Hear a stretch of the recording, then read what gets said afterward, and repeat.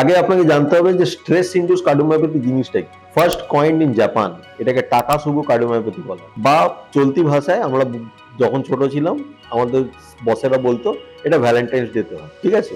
এটার আরেকটা নাম হচ্ছে হার্ট ব্রেক কার্ডিওমায়োপ্যাথি, ঠিক আছে, ব্রোকেন হার্ট সিনড্রোম। কখন হয়? স্ট্রেস।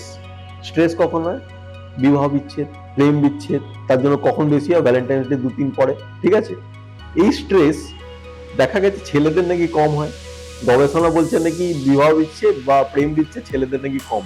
আর যে কোনো এই রিলেটেড স্ট্রেস ডিসঅর্ডার মহিলাদের বেশি হয়। তার জন্য ওই সময় আমাদের শরীরে দুটো হরমোনস আছে। একটা হচ্ছে যখন আপনি ঘুমাচ্ছেন, খুব শান্ত আছেন, খুব খুশি আছে, প্যারাসিম্প্যাথেটিক হরমোনস বেশি থাকে। সিম্প্যাথেটিক হচ্ছে অ্যাড্রিনালিন রাশ, মানে হচ্ছে উত্তেজনায় আছে, যখন আপনি কাজে খুব ইনভলভ আছেন, যখন টান টান সিচুয়েশন, লাস্ট বলে ওই স্যামুয়েল 6 মারবে কি মারবে না, ঠিক আছে, আমাদের অ্যাড্রিনালিন রাশ তো বেশি বাঁচবি বাঁচবে না। তো দেখা গেছে যে যখনই কোনো স্ট্রেস হয়, ওই স্ট্রেস হরমোন যখন রিলিজ হয় তখন হার্টের কন্ট্রাকশন হঠাৎ করে বেড়ে যায়, ঠিক আছে।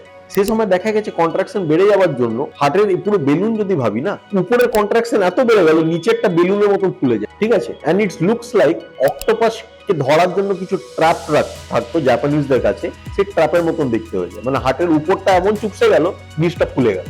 তো সেইটাকে বলা হচ্ছে স্ট্রেস ইনডিউস কার্ডিওমায়োপ্যাথি, আরেকো কার্ডিওমায়োপ্যাথি, বা চলতি ভাষায় বলা হয় ব্রোকেন হার্ট সিনড্রোম। তো এই সিমটমস গুলো মেইনলি মিডল এজেড উইমেন্সদের হয়। আর সিমটমস গুলো প্রচন্ড মিমিকিং অফ হার্ট অ্যাটাক।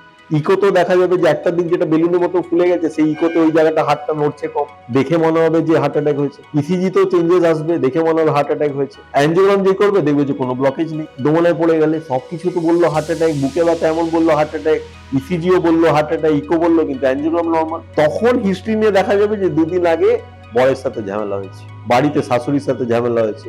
এই করতে গিয়ে দেখা যাবে যে this is a stress induce cardiomyopathy, অতিরিক্ত স্ট্রেস নিয়ে।